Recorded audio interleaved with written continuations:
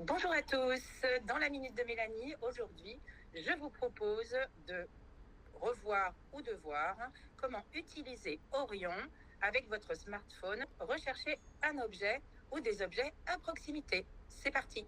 La première chose qu'il va vous proposer, c'est chercher un objet. Si vous cliquez dessus, pour ceux qui ont déjà utilisé Orion et qui ont enregistré des objets, en fait, vous allez entrer dans une liste d'objets récents que vous avez déjà recherchés et la liste des objets que vous aurez vous-même entrés dans la liste d'Orion. Généralement, lorsque l'on est dans un environnement inconnu ou que l'on cherche vraiment quelque chose de précis, c'est pas là-dedans qu'il faut aller. Vous allez balayer jusqu'à objet à proximité. Hop, on double-clique dessus. La caméra de Orion va s'activer et il vous suffit donc de balayer votre environnement pour avoir l'ensemble des objets qui se trouvent dans la pièce. Alors, j'utilise d'abord cette fonctionnalité parce que si vous êtes en vacances dans un lieu inconnu, ça peut être assez sympathique, en fait, d'avoir le descriptif de la pièce dans laquelle vous vous trouvez. Si vous ne savez pas où se trouve le canapé, la table basse, la télévision, etc., etc.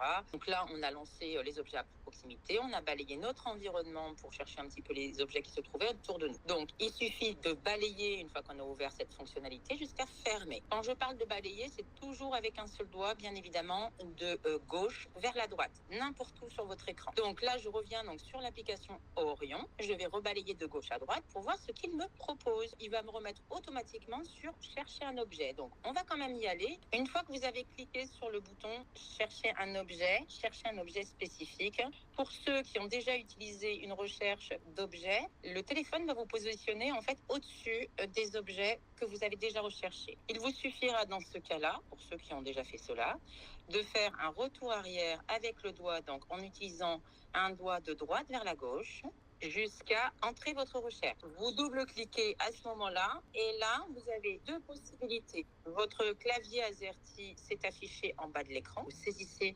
manuellement le nom de l'objet que vous souhaitez rechercher et dans ce cas-là, au fur et à mesure que vous allez saisir le nom de l'objet, l'application va vous suggérer prise murale, prise électrique, prise tout court. Il n'est pas toujours nécessaire de saisir le mot en entier, mais pour ceux qui préfèrent utiliser la dictée, une fois que vous êtes dans le champ de recherche, que vous avez activé votre clavier, il vous suffit simplement de faire un balayage et vous avez donc recherche vocale. Vous double-cliquez dessus. Attention parce que le micro s'active à ce moment-là. Vous dictez prise. Pour arrêter l'écoute vocale, vous double-cliquez avec un doigt et le mot prise va s'insérer directement dans le champ de recherche. Il vous suffit ensuite de balayer jusqu'à rechercher. Et là, la caméra de votre smartphone va s'activer. Et lorsqu'il va trouver une prise, si vous avez indiqué évidemment prise murale, il va vous indiquer uniquement les prises qui sont au mur et pas spécialement, par exemple, si vous avez une multiprise qui est posée quelque part, qui vous sera indiquée lorsque vous cherchez les prises, toutes les prises. Voilà pour l'exemple de la recherche d'objets.